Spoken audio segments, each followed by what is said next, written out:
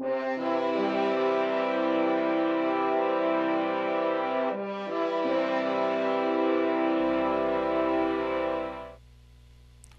here, in the World Operations Oversight Division, Special Headquarters of Power. Woodchop. Now, how do you kill a dragon? Well, if you think you're just going to put your armor on and grab your sword and your shield and run out there and pick a fight with a dragon, you're quickly going to become a non-entity. Okay? A dragon is more powerful than a man alone. In fact, a dragon's more powerful than many men. Um, it's a quite formidable beast. It has a whole array of different offensive weapons and a number of defenses. It's very mobile. It's very clever and intelligent. So if you're going to go after a dragon, uh, you're going to lose. So, I mean, look at what you're facing. You're facing an animal with big teeth, big claws, you know, powerful legs, wings. It can fly, whereas you cannot. I mean, it's got thick scales. I mean, you might as well be, going at it with a, plastic knife. That y- y- it's a mistake to attack a dragon at its most powerful state. It's a complete offensive tool. I mean, it's a juggernaut. So, however, a dragon's not more powerful than On, and you should know what I'm talking about when I say On. You have no business tangling with a dragon without the Holy Grail. Now, the Holy Grail is how On provides divine grace and protection to you. Um, and if you don't know what it is, then you don't have it. Um, I spent my life searching for it. Of course, for the most part, I thought it was a cup or some sort of bloodline or stuff. I didn't know. This is what I was searching for, and and I spent most of my life looking for it. And there were all kinds of clues out there, and however, a lot of those clues that we get are misdirection.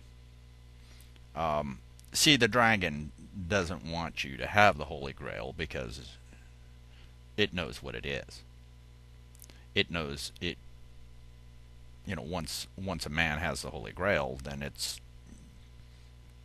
pretty much leave him alone. Now, man has really not had the Holy Grail for a long, long time. Uh, and this is why there's all kinds of stories about people searching, and most of the stories out there are they give you enough information but not enough for you to actually find it. There are clues, and if one actually follows the clues, they might be able to do it. But quite frankly, man wasn't going to get the Holy Grail until On decided that it was time. Okay, so so I was searching for the Holy Grail, looking for it, searching for the truth. Okay, and I'd pretty much given up. I had chased all kinds of dead ends and stuff like that, and there's information out there all over the place, and all it is just a waste of your time.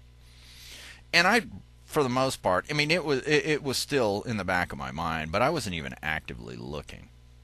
Okay, where I was in Aurora, Colorado, and I was just chasing my old American dream, and the American dream is this. I mean, it's the ultimate prize, folks. It's that dream that's the ultimate prize. That's And technically, what it is you collect a bunch of junk, right? And when you have the right amount of junk, then you're happy. Okay, so I wasn't quite happy, so I figured I just didn't have all of the junk that I needed, right? So me and my wife are, the lovely Beebles. We're just sitting there miserable, just like most people out there who are, entangled in that whole pursuit of the American dream. Most of you are really not very satisfied with what's going on in your life, and you think that somehow it's because you're missing some junk out there, or somebody has some junk out there that you don't have, and that's why you watch the television, because they're out there saying, hey, here's a new piece of junk, maybe an iPod or an automobile, and if you have that piece of junk, then that's it. You can drive around and show everybody that you got the American dream, and while you're driving that car around, you're saying, this ain't it. But the other people that are looking at you driving your car around, they're saying, oh well, man, that guy's got the American dream, so they go out and they try to buy one too. And then they end up like the guy who had the car in the first place. They're all unhappy, and they figured out, hey, you know what, this isn't working. So me and the lovely Beebles are sitting around in our our heap of junk, miserable and unhappy, and of course I'm thinking about why I'm not happy, and I thought, well, what am I missing? And it just came to me right then. I says, wow, a dog. Yeah, that's it. We don't have a dog. Oh man, it was so easy. And it was put in me. This idea was put in me like, hey, your dog is there. Go and pick her up. So I told my wife. I says, we have a dog out there. So let's get a dog. And she says, well, it's not a little dog. And I says, well, it's not a big dog. And we decided it was a she. And it was, me and my wife are sitting here saying, there's a dog out there for us, right? So my wife says, well, where is she? I says, well, she's got to be at the Dumb Friends League in Aurora. Says, okay, so, we got in the car and we drove out to the Dumb Friends League, and we're looking around at the dogs and, looked at all the dogs, and, there were a lot of them, and Dumb Friends League actually does a good thing. They find homes for dogs. So we're looking around, and she wasn't there. So we went home, and we were kind of confused, and I think a week later we went back there and looked at all the dogs, and she still wasn't there. And me and my wife were kind of puzzled, what the heck was going on. Finally we went home, and I don't know, maybe like a week later, and she hadn't even come to my mind. I hadn't really even thought about it. Then one day I'm sitting there, and I think it's like a Saturday or something. And I looked at my wife and I says, she's there. And my wife says, yeah, she is. All right, we're still learning the whole intuition thing. We weren't really that good about it, but this was pretty strong. This is pretty unmistakable, and it was affecting not just me but my wife. Right? So we rush off to the Dumb Friends League, and we start looking at the dogs, and finally we come up, and there's a pen, and there's 3 of them in there. There's 2 males and 1 female, and the female had sort of natural colors, sort of like a coyote. And she was small, and of course they were all sick because the owner who dropped them off hadn't cleaned their water bowl very well, and she had giardia, and she was not very healthy. She was kind of slow, and I mean, she just didn't feel good. Of course, we're sitting there looking in there, and she gets up and walks across the pen, and then comes over next to us, wagging her tail. And immediately, both Ileana and said, we looked at each other, that's her. Right? So, at the Dumb Friends League, you don't just walk in and take a dog and take him home. The dog has to choose you, right? So we put him. It was in this little room, and this little dog was all over us, and even though she was sick, and I immediately knew she was a good dog, and I said, that's it. So they asked her, what do you want to name her? And I said, Coda. That's the name that just popped in my head, Coda. Well, I was thinking CODA, and my wife actually put it down as KODA. But, Coda is Coda. I was totally okay with that. Now, I didn't know what any of this stuff was until I started looking around today, trying to figure out what that means. Well, Coda with a K is a tree in Asia and China. It's also in Australia and Japan and then New Guinea. I mean, it has edible fruit, and it grows all over the place down there in China. And that's one of the meetings. It's KODA. That's that tree. And here's the link if you want to see that. Now, CODA is in music is a passage which brings a movement or a piece to a conclusion through prolongation. Okay, so at the end you have this long B, and it has a particular symbol. And those of you that are following along with me, this symbol looks really curious. So this is the symbol for Coda.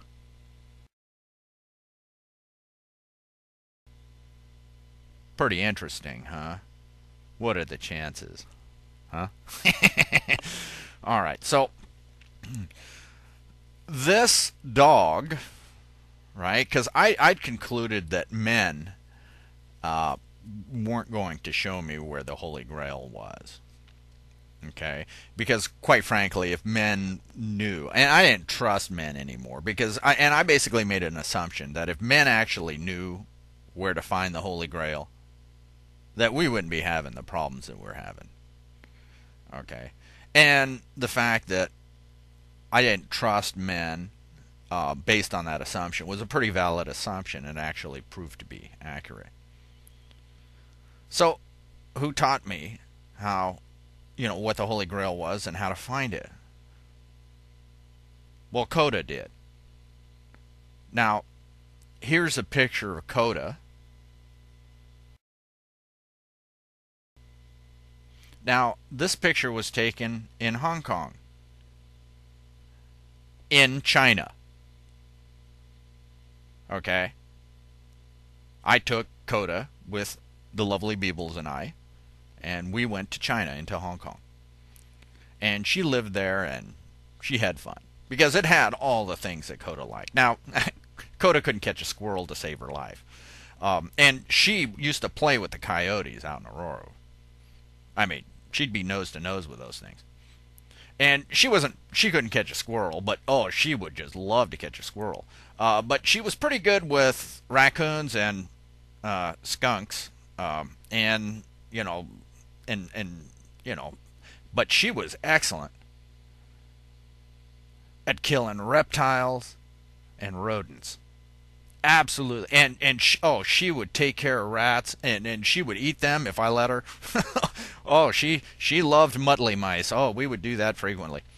And we'd walk her every day, and that got us out into nature every day. Twice a day in Hong Kong, we were out in nature, thinking, meditating, and just being out there with the dog. And this dog actually is what taught me unconditional trust and unconditional love. I didn't learn that from men. This dog showed me.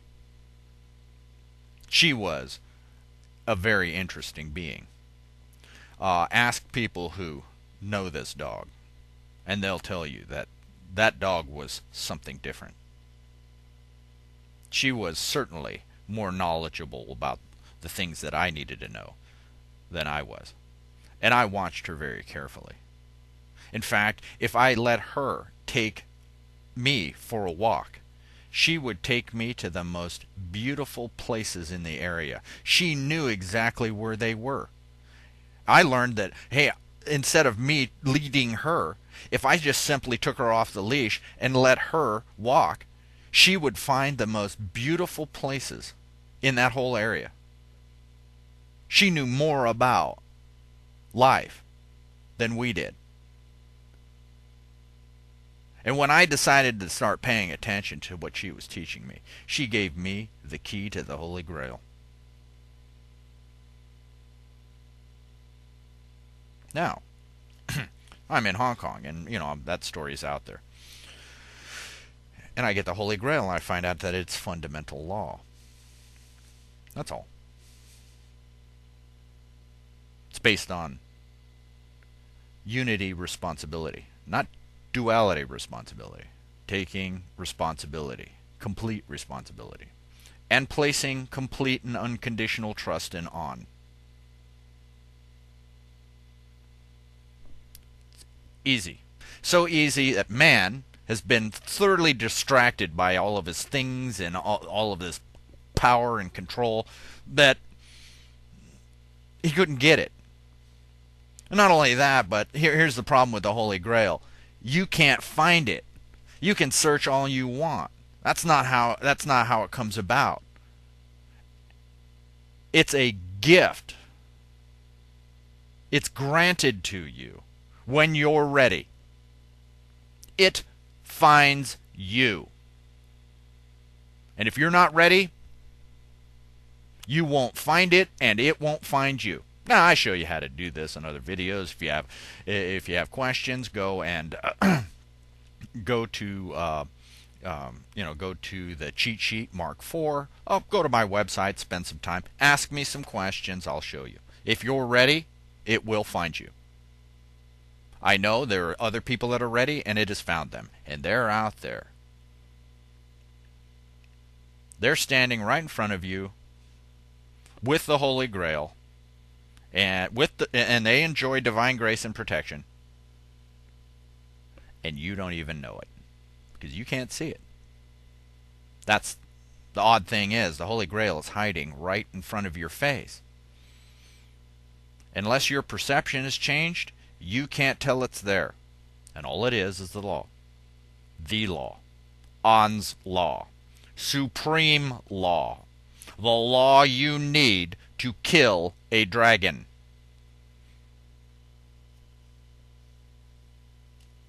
Now,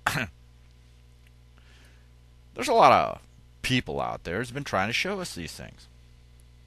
Of course. One of these, some of these folks, like Stanley Kubrick and this other guy, Anthony Burgess, actually got together and they wrote this movie called Clockwork Orange. Okay, now, this movie is not for kids. However, it goes through and it actually shows you some pretty interesting principles in law. Okay. And, Stanley was trying to teach us this thing. And Stanley was actually trying to teach us a lot of things. If you watch his movies very carefully with a mind on, with your mind on law, he'll show you all kinds of stuff. He was no Twinkie. In fact, A Clockwork Orange was banned from the UK. And I happen to believe that it was banned because, not necessarily because of the violent or sexual content in the movie, but more appropriate because it was showing people some stuff that those who think they rule here were a little bit uncomfortable with, because there are keys in there that really threaten them.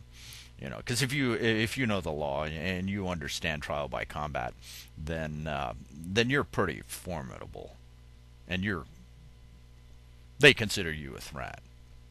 All right. So Stanley Kubrick and Anthony Burgess. Anthony Burgess wrote the book that Stanley Kubrick's screenplay was based on, and there's a scene in there where the lead character Alex DeLarge and his gang called the Droogies get into a gang fight with this guy called Billy Boy. Okay, and here's the link to the video clip. Now it's a little incomplete because there's the beginning of it probably is not going to make it onto Facebook, because Alex and his gang surprised Billy Boy, and Billy Boy is in the process of trying to rape a young woman. So they show up in this old theater, And if you watch the clip, you can hear it. But it comes in, and Alex says to Billy Boy, he says, "Ho ho ho! Well, if it isn't fat stinking Billy Goat Billy Boy in poison, how art thou, thou globby bottle of cheap stinking chip oil? Come and get one in the yarbles, if you have any yarbles, you eunuch jelly thou." So then Billy Boy then pulls out a switchblade and jumps on down there, and they end up tangling. And the end of the scene is Alex and his droogies just beating the crap out of these guys. Now, if you look at it very carefully, it's actually very potent. Okay, one thing is that Alex and his droogies walk in while these guys are in the process of a criminal act. Okay, well, kidnapping is already a criminal act, and they're moving on to something else. Now, I mean, Alex the Large himself, the character is, he but if you watch real carefully how he operates, there, you can see that there is a demonstration of the law. So what did Alex do to Billy? Well, Alex didn't do anything to Billy except taunt him. And then Alex did something interesting. He set up a contract. When he said, "Come and get one in the yarbles," what did he say? Well, yarbles are, it's a word. See, Kubrick in the movie used a bunch of introduced some, new words into the lexicon, and yarbles actually meant testicles. So he said, "Come and get one in the testicles." So Alex actually set up a deal. He set up a contract. Right? So then Billy Boy then accepts the contract. He comes down there to take care of Alex and his droogies. So all Alex did is throw a contract out, and then Billy accepted it. The contract was, "Come and get your butt kicked." And of course Billy Boy accepted it, and contract was honored, the terms were enforced, and he got exactly what he wanted. That's the law. Power contract is awesome. In fact, power contract is basically how they enslaved you. Okay? And if you have no idea how a contract works, then you're going to get your butt kicked over and over and over again.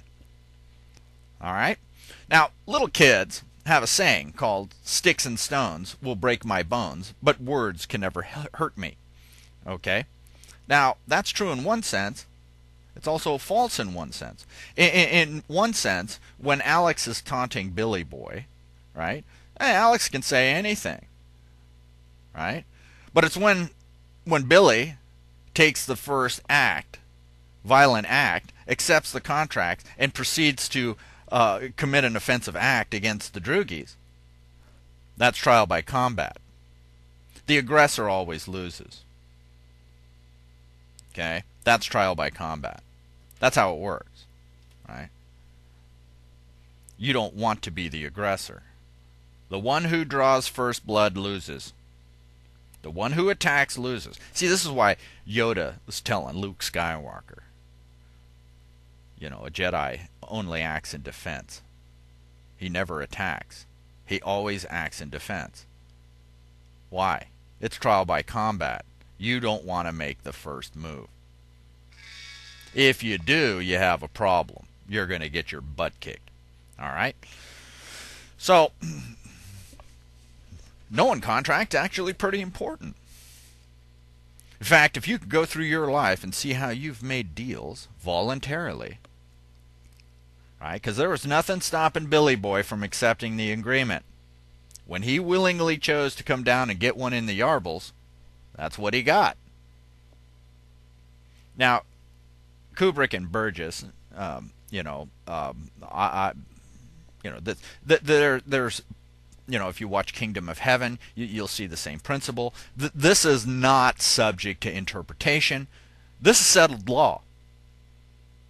Okay? And people have been trying to show you this for a long time.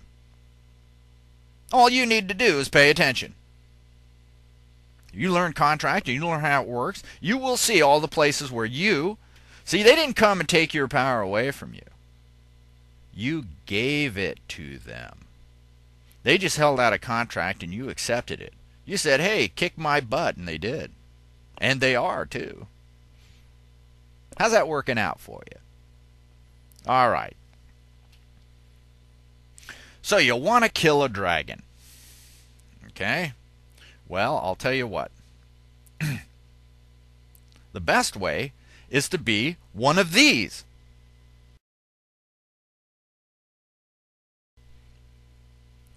That is a jumping cactus.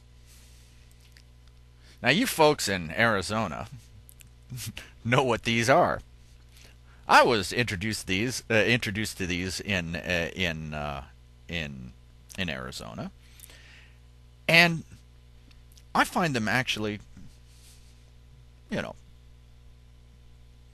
quite a, they're pretty little things. They look good, and they're just fine as long as you leave them alone. But if you think you're gonna just go up there and touch it, you can ask the folks in Arizona what happens. And technically what happens is the spines have many different scales on it. And once you touch it, that spine really hurts. There's poison in that spine, and it just it just jolts you. Now when you do that, that spine sticks just the slightest touch, and it is in your hand. And then when you pull away from it, all of a sudden that pod detaches, and then it's on you. That's why they're called jumping cactus. Well, it doesn't act on its own energy. I mean, it's a plant. It utilizes your energy. You're the one that provides the jumping action.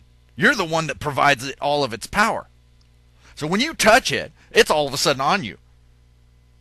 And then you touch it again, it's on you. I mean, and it is, and it hurts. And the more you move around, the more you have it all over you.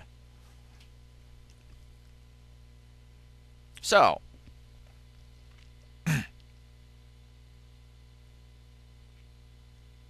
that's the Holy Grail. I'm just a jumping cactus. You know what? And I'm okay if I'm just sitting out there, just sipping on some water, taking in the sun. Everything's great. Until you touch me. And I warn you, I says, hey, don't touch me. Don't mess with me. Stand back. Stand back. It's okay. I'm not going to jump out at you.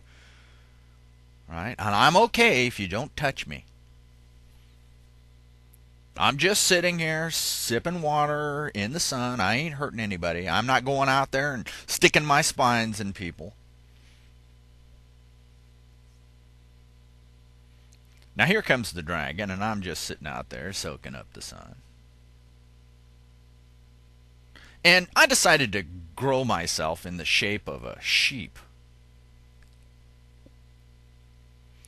Well, the dragon looks and he sees a sheep. Says, Of course, I'm covered in honey. And the dragon's looking and saying, hey, what's this? Looks tasty. Because he doesn't look. What's a dragon afraid of? Nothing. What's he afraid of? There's nothing. He's tough. He sees this thing he thinks is a sheep. And he says, it smells pretty good. Wonder what it tastes like. And I'm sitting there, hey, man, you don't want me, man. Just let me go. If you touch me, it ain't going to be good for you. And, of course, the dragon just laughs.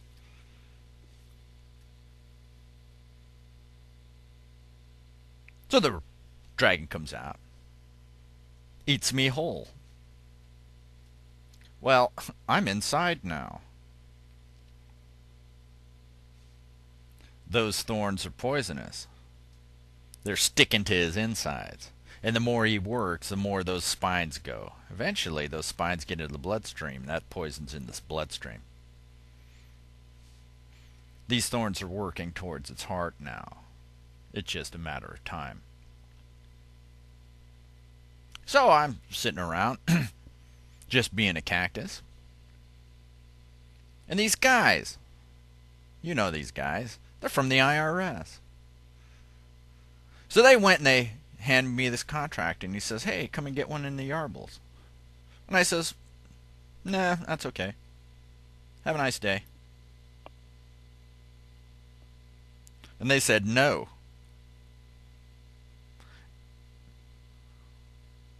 We're gonna pull off a few of your pods. I said, no, you don't want to do that. Right? So I went back and I said, hey, if you mess with me, right, I'm going to do you. All right? So don't mess with me. Right? And I put it in the form of a contract. Said, leave me alone. I don't give you any power over me. Leave me alone. I don't want any trouble. And guess what? They touched the cactus. They touched me. Oh, they did more than touch me. I'm on them now. Between the scales.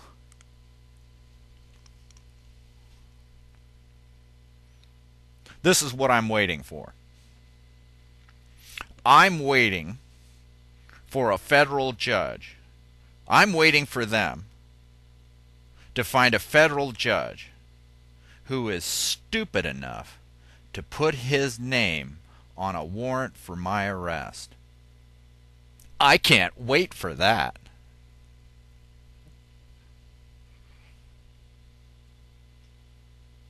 Come and get one in the Yarbles.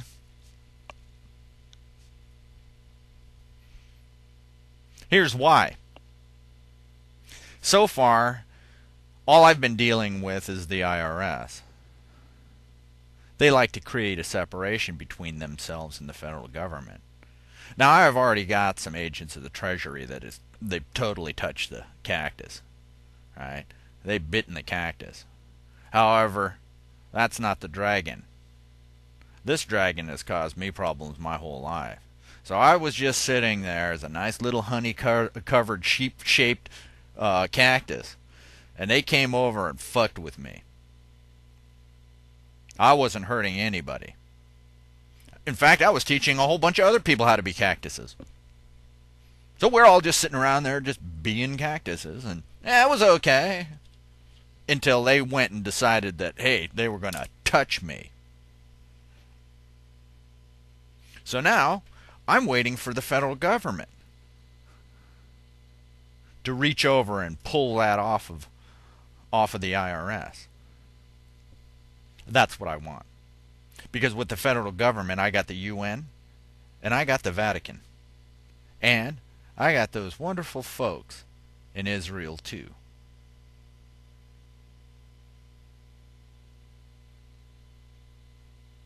See, I already know they're committing a crime. I walked in on them.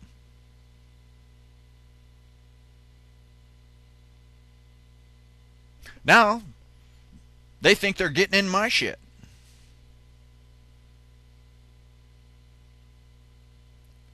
But here's the deal.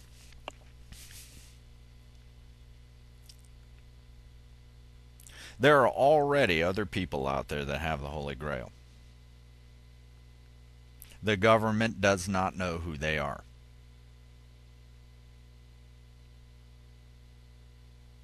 Now, these people have no concept of what I'm talking about. Why? Because somebody in a perpetual state of criminality doesn't have the Holy Grail. You don't get it until you are atoned. Now, the law that they apply, this fiction of law, applies to people who are confused. People who are not atoned. They don't exist in a state of atonement. All right? That is, one with An's mind. Your mind and An's mind are one. What does that mean? That means you know the will of An. Why? Because you are of one mind.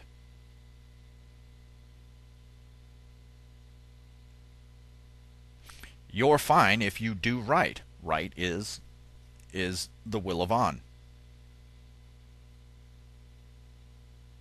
Right? So if you do that, you enjoy protection. Why? Because, hey, man, An's a bulldozer. You're riding on it. You don't have to push anything out of the way. The bulldozer does that. All you have to do is ride on it. However, you're standing there, you got two choices. You either get out of the way or you ride on it with me.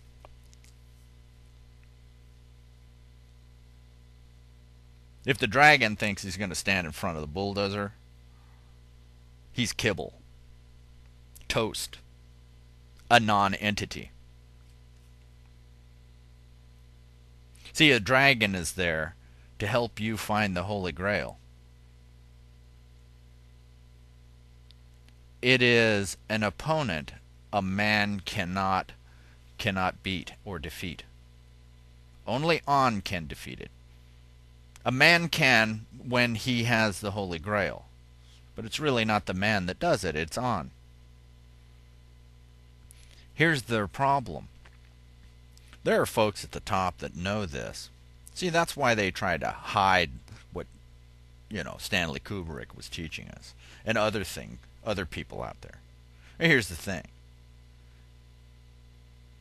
Everything they do to get against me is a crime. I'm not going to stop them from committing a crime.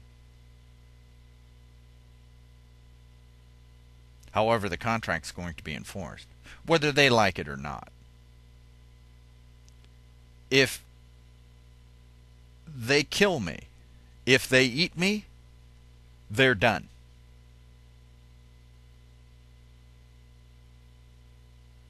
It's the law. Now, unfortunately, a lot of us think we're, and I use the word quarantined, that here on Earth we're quarantined. Okay, that's one way to look at it. The Earth is like a city that has walls around it. Those walls are for the protection of the people here. Now, as long as we're staying behind the walls, we're okay. It keeps all the vermin out. However, we've invited the enemy into our house, and it's here in our city, within our city walls. Now, these are confused men that are listening to confused beings, okay, spin them a story about how the people of this planet are their property, and all the resources of this planet are their property. And in fact, a lot of the men who think they run this place think that everything and everyone on this planet is their property. That is, until they find these people that have the Holy Grail.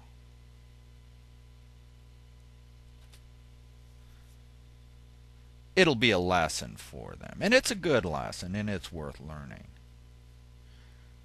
The enemy is in the city.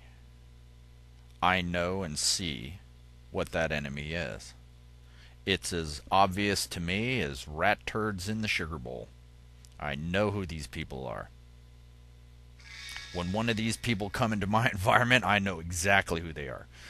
There was one of them who'd infiltrated the Libertarian Party at the their Democratic convention in Aurora.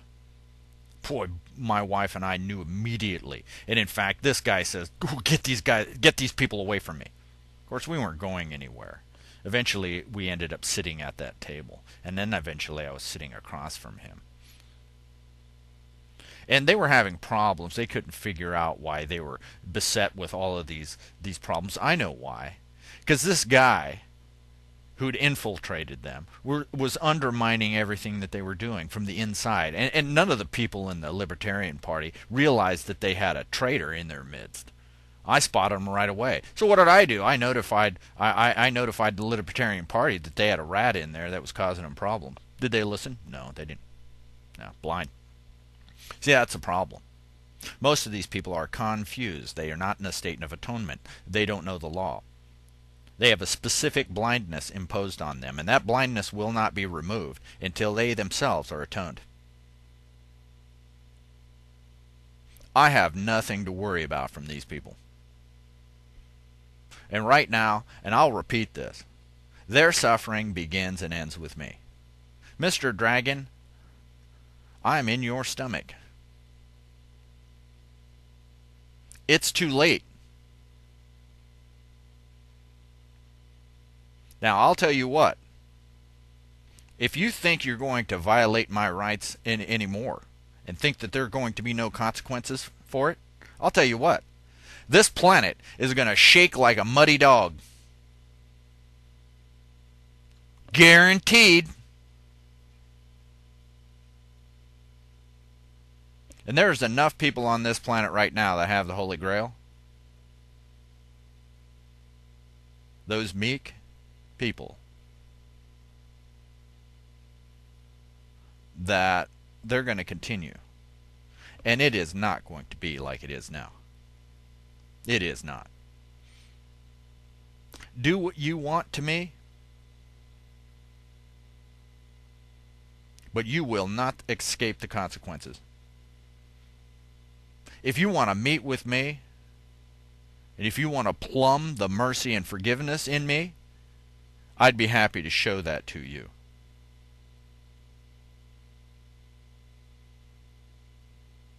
But I got to hear the words uncle first. And if I don't hear the words uncle, and if you guys think you're going to come over here, collect me, arrest me, hey, I won't resist you. Absolutely not. Always in defense. I don't even have to respond. Why? Because the law is on my side, and you know it.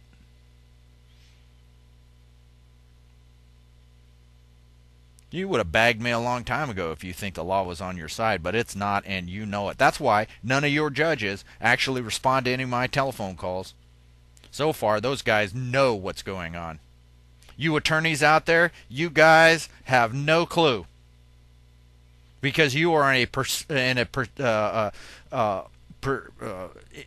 perpetual state of criminality. You can't know. The judges out there, some of them do. Enough of them do to know that, hey, you've tangled with something. Now, it's too late. You can fix it by saying uncle.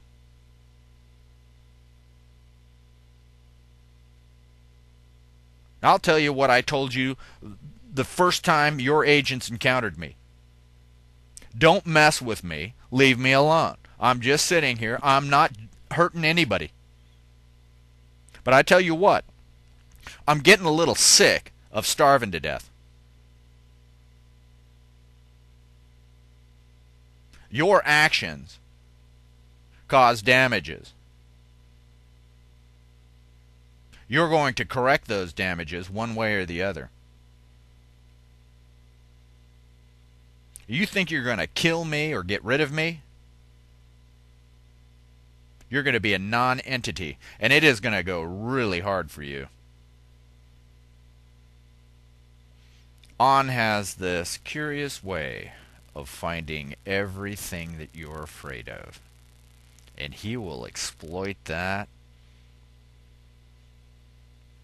You have no concept of suffering. You folks at the UN, you folks in the church, you folks in government, and you folks in finance, you have a problem. You bit the cactus.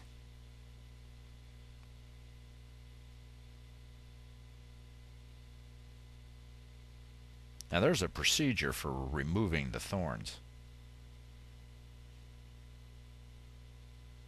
How would you like to know what that is? Say uncle.